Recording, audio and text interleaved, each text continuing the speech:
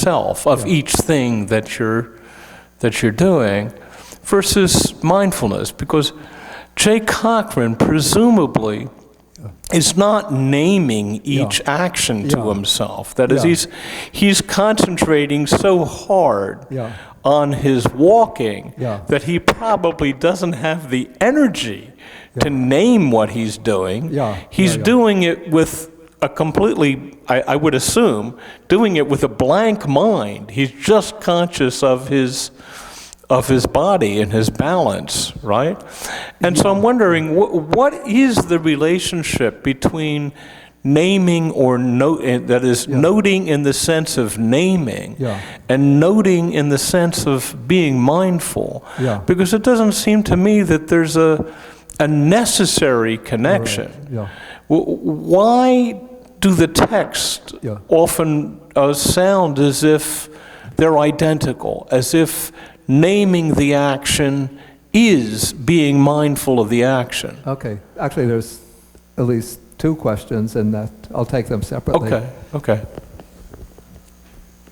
Okay, the first point you brought up is actually very good and very true, that there is definitely a difference between the kind of mindfulness that Jay Cochran would be applying to walk across that tightrope, to do the skywalking from one building to another, and the way a meditating monk would be practicing mindfulness according to that technique of dividing the step up into minute phases. So a skywalker will not be dividing the step up into phases, because if one does that, one is going to lose the kind of mindfulness that one needs to preserve one's balance. And so I brought up that example not to show that, I didn't intend to say that the skywalker is breaking each step up into minute phases, but to show that, to illustrate to give an example of somebody who has to maintain extreme consistency of mindfulness throughout an entire process.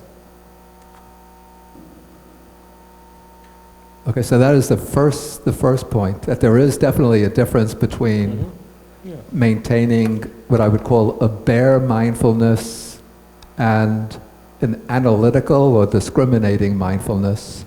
And even in some approaches to the practice of walking meditation, they won't use the division of the step into minute phases, but some will teach just to be continuously mindful of the act of walking, not using these mental notations, not dividing the step, but just being consistently aware of each step through each of these, being consistently aware of each step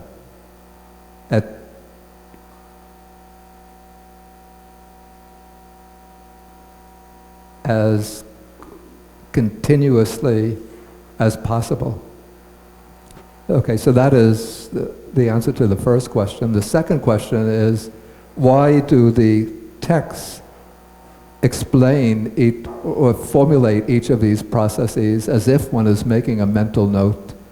And I think I would say that the text is not necessarily recommending making the mental note when performing each of these actions. That might be a kind of interpretation of the text which has arisen in contemporary Burma, or at least maybe Burma, the late 19th century, and then continuing on into the 20th century with the meditation teachers like Mahasi Soyador and his students who are now prominent teachers, like U Pandita, U Janaka. But the way, because the Buddhist texts come from an oral tradition, the way they would formulate almost any idea in which an agent is involved is not by saying that X will do A, B, and C while being aware of doing A, B, and C, but they'll say that when X does A, he knows I'm doing A. When he's doing B, he knows I am doing B. When doing C, he knows I am doing C. So that's just the way in which, in an oral tradition, the text will formulate the undertaking of an action while being aware of undertaking that action. Similarly, even when a narrative is describing that somebody has a particular thought, they won't say, let's say, Vayama the Brahmin had the thought that he should go see the Blessed One. But rather the text will say, then to the Brahmin Vayama the thought arose, let me go see the Blessed One. So it's always put in the form of, if we were a little bit like the comic books, will have all of the characters in the comic books, will have, when they're thinking, they'll have the bubble coming out from the head with the thought enclosed in the bubble. Yeah. So in oral traditions, or at least in the Buddhist oral tradition, thoughts are put in that way, as direct quotations, the agent thinking something to himself. Can I ask one related question? Why is mindfulness thought to pertain more to one's actions than to one's perceptions? For instance, if I think of the concentration of a tracker, if I think of the microphone is making a static sound which breaks up the words. Maybe. Okay. If I think of the concentration of a tracker, someone who is trailing an animal and is noticing things like a tuft of fur on a branch and things like that, right? Yeah. This takes a great deal of concentration. Yeah. But it's a concentration directed outside oneself, in which one is perceiving things that have their own existence independent of one's actions. Yeah. Say, how would you be mindful in that sense? Would you be saying, listening to bird call, right? Or would you be naming each thing that you're perceiving, as opposed to each thing that you're doing, on the assumption that a perception is an action or is a kind of action? Okay. But I mean, you see it's complicated that way, because if you did that, you then have to think a lot more about what it is you're naming, whereas in a routine action, where say you're describing, you're walking to yourself, right? You know what's coming next. Like if you've decided to divide steps up into 12 steps, you know what's coming next, whereas if you were doing it with perceptions, you wouldn't know, because they're given to you rather than being part of your action, right? And so it's naming will be a more complicated process. But is that kind of thing, to say like the action of a tracker or a bird watcher, is that considered mindfulness or not? Why? And if it isn't mindfulness, why not? That seems to me more of a refined perception rather than mindfulness. Because mindfulness,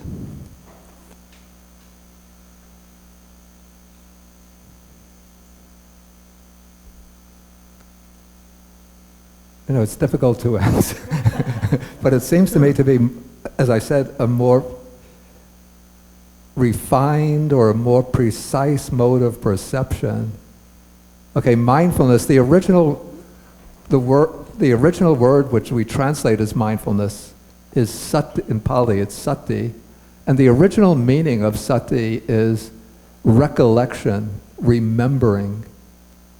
And so that is the meaning that the word takes in ordinary discourse. And even in some places in the early Buddhist texts, sati is used in that sense of remembering what had been done and said long ago.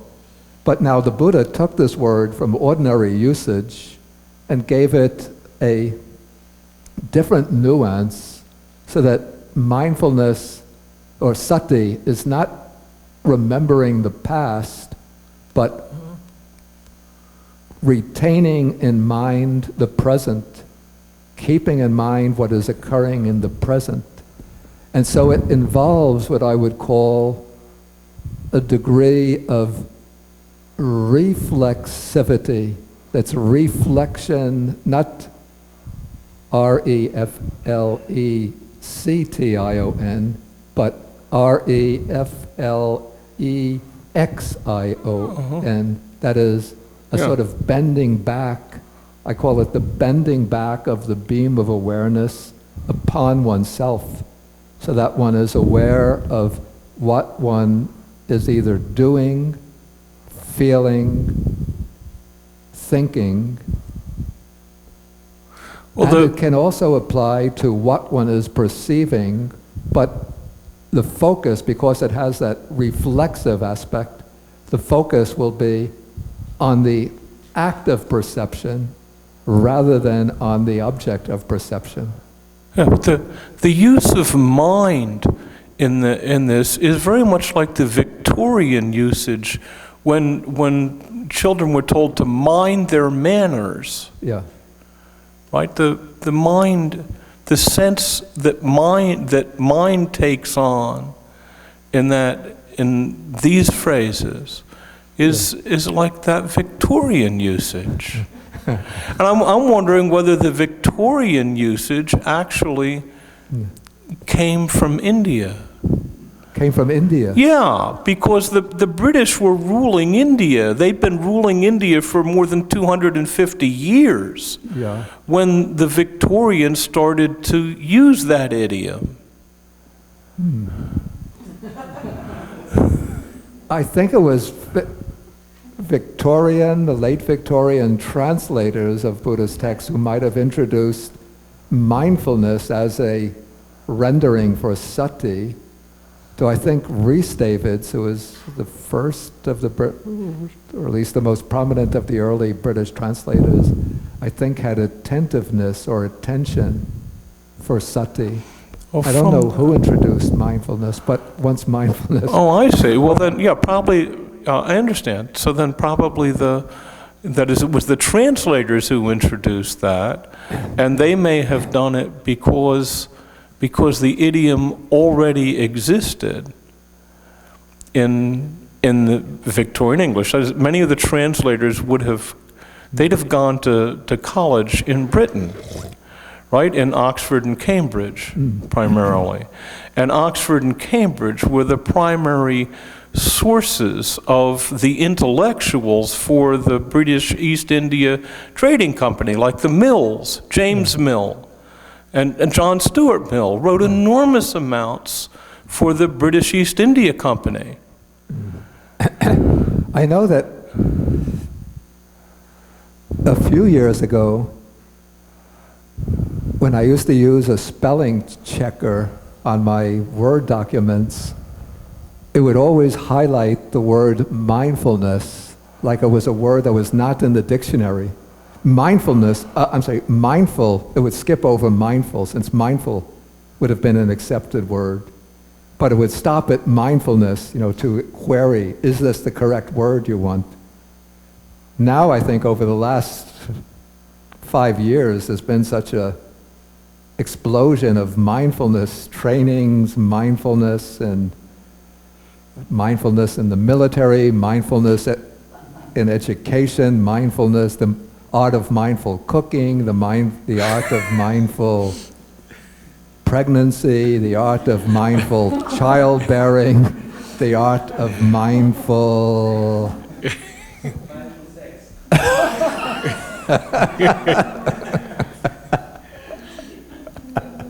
From Tantra.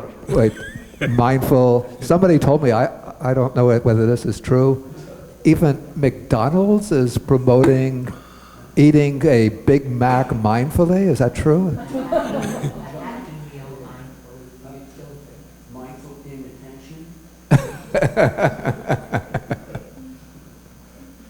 screwing everything up mindfully. The art of mindful swimming, mindful... Oh yeah, I know the woman who wrote this, the mindful gardener. Suki? May I add my thoughts a little bit on that topic? The naming thing, and then also the sati. Yeah. The difference I feel. Yeah. When I think it has to do with the verb pajanati and sanjanati, knowing thing. Yeah. Directly knowing. Yeah. Yeah. Directly. So when we have a meditation, Yeah. I kind of see like two tiers of knowing. Yeah. The outer tier is more like perception, or when you're not into the second beyond discursive thinking tier. I mean, beyond that, at the beginning you have a more of perceiving things, and naming it also belongs there, because it has something to do with your thought. Yeah. But when you go a little further, it's knowing without like a discursive thinking. So I feel there's like a...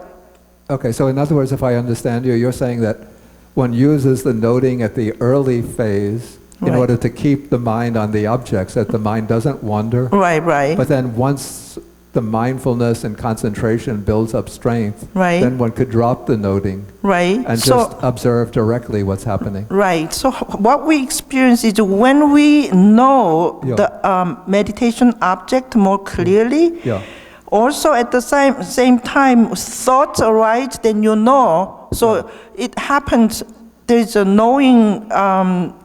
knowing, what do you call, space, and then thought space. It's separate. You see two things there. Yeah. So sati, I mean, there are different tiers of sati, but here, real mindfulness, breathing, or what, in meditation, it's a knowing.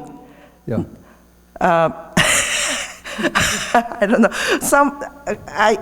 I think there is a separation there. Okay, I mean, if I understand you correctly, what you say is valid. That in the early phase, one will use a mental noting in order to ensure that one is keeping track of the object and not letting the mind, wander without being aware of it. But once the mindfulness and concentration pick up power and consistency, then one could drop the mental noting and just focus on the direct experience itself without using mental notes. Right, and I think the practitioner should go beyond mental noting, drop it, and then go further to actually see things. I mean, definitely that's the case,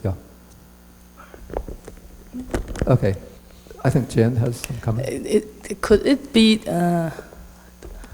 like two types of meditation? One is like a single point, the one noting what's going on and how what's its object oriented. And the other type is like objectless. So that old object, aware of that, knowing that, but without, like keep without a fixed object. Yeah.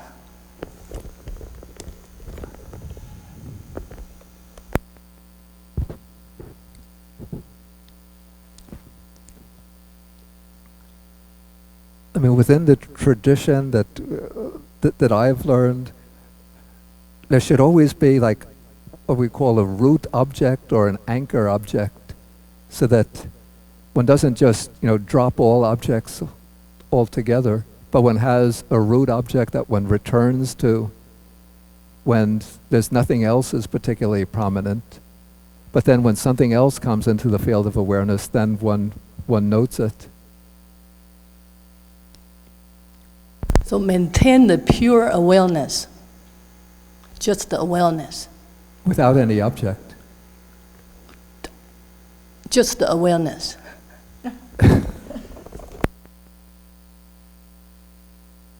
In my understanding, awareness will always have an object. But there are some meditative states in which the mind is focused back upon itself, so one is aware of the mind rather than an external object. In that case, the object is the mind, and the observer is the mind. So it's the mind observing the mind. Okay, thank you. But at least within my own experience, one has to keep a kind of secondary noting going on in the background, that one is aware of the mind. Otherwise, the mind will drift away from the mind and get sort of swept up by extraneous thoughts that arise.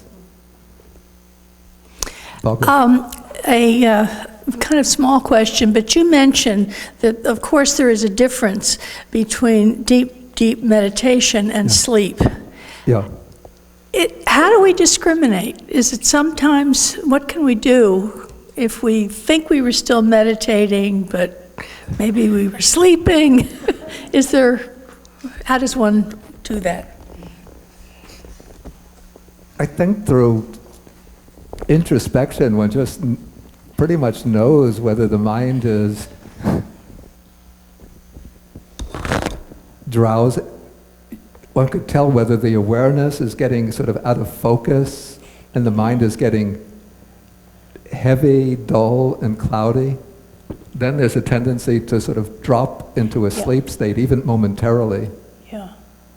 But then one is aware that it's within that state, or one knows that within that state the awareness is not clear and sharp, but it's just vanished, the awareness has vanished. Whereas within a deep state of meditative absorption, the awareness would be clear and bright, that there's not a loss of awareness.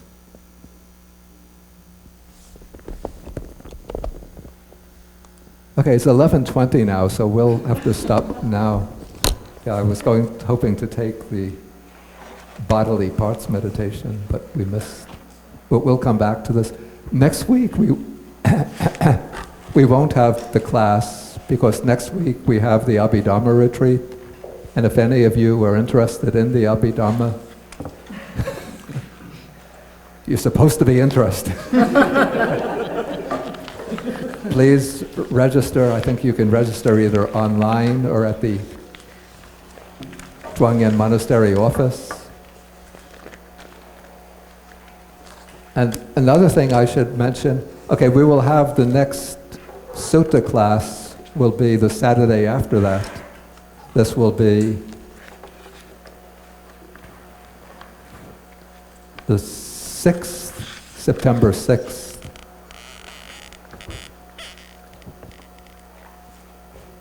Another thing I want to mention is that on Sunday, September 21st, it will take place in New York City what is called the People's Climate March. And this is supposed to be the largest climate march in history. And the purpose for this, or the reason why it's being held on this date, is that the following week at the United Nations, there will be a major conference taking place of world leaders to discuss the climate crisis, which is now really spiraling out of control to the detriment of say, quite literally, of human civilization. The glaciers are melting at twice the expected rate, and if things continue along this trajectory, there'll be many just terrible disasters ahead. We already are experiencing a taste of that. Carolyn told me yesterday that just 2 days ago, or 2 nights ago, there was flooding in Port Jervis, just north of here. and homes were going underwater. And this is just a foretaste of what lies ahead. So as human beings, especially as people living in America, the country that has the most responsibility for the carbon emissions, we have to start reversing the process of uncontrolled carbon emissions. And so there will be a People's Climate March in New York City on September 21st. People are coming from across the United States, even other countries, other continents. A number of Buddhist groups will be participating in this march, including Buddhist Global Relief, and I'll be joining that march. And so if anybody, well, first I encourage those who are free to join the march, and you can join our Buddhist Global Relief section if you wish to. If you go to the Buddhist Global Relief website, or actually it's on the Facebook page, there's the New York Buddhist Global Relief New York City section. It's called Compassionate CAC.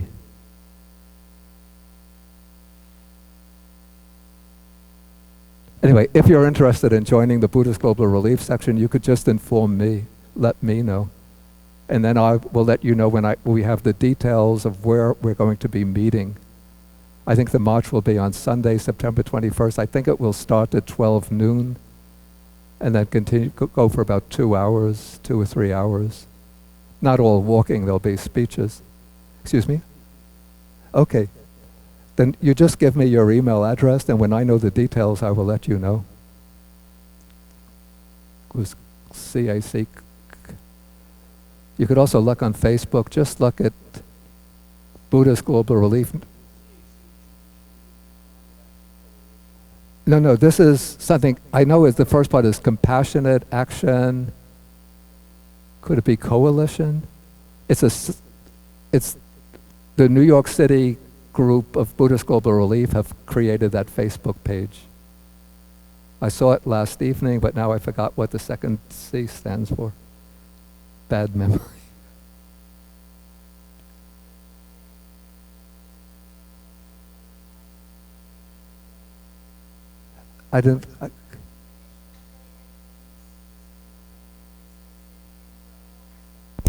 Oh, I see. International Day of Peace Yeah. is also on 21st. Yeah.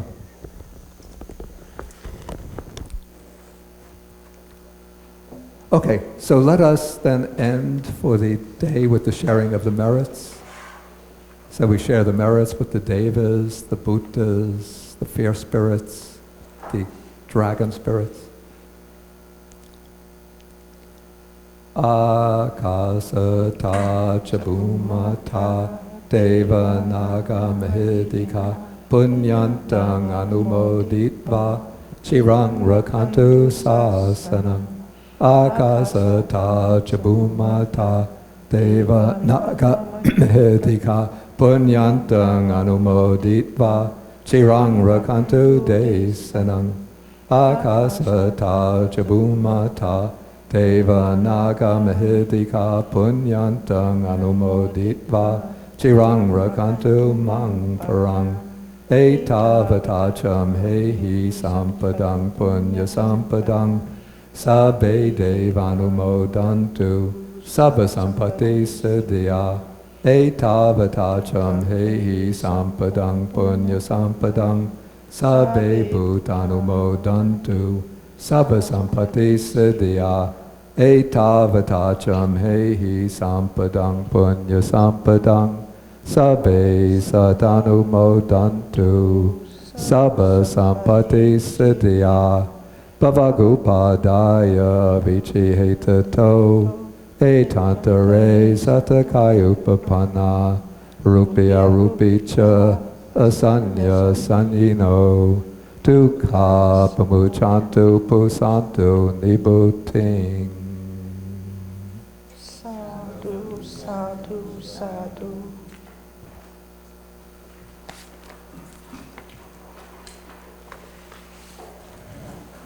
Yeah, I think the CAC, it could be Compassionate Action Community. That's what it is, Compassionate Action Community. And that has, on that Facebook page, there is a, you call it a link, through which that'll take you to another page where you could register to join the march.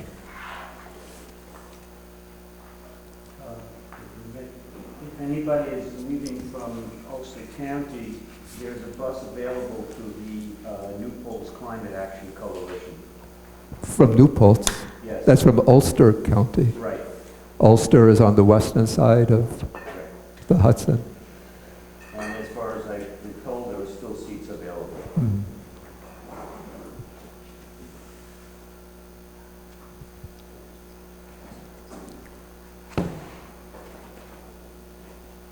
Okay, so we end with 3 half bows to Buddha.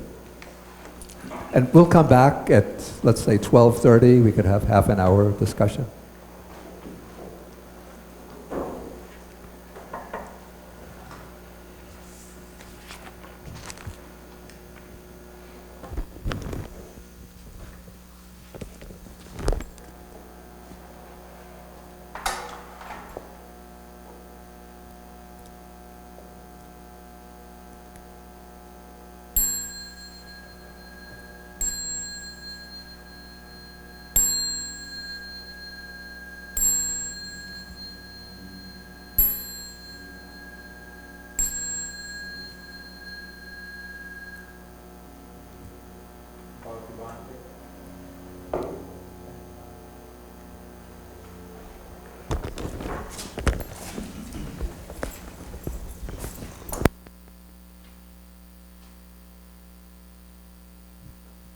You could let me know your email address. Your name and then your email address. Do you have a pen?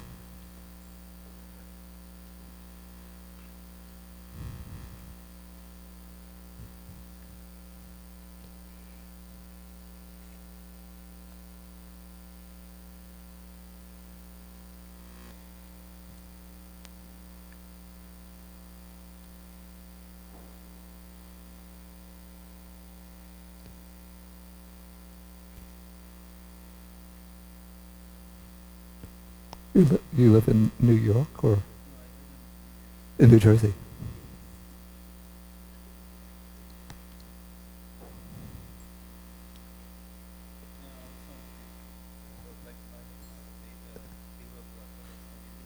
Yeah. Mm.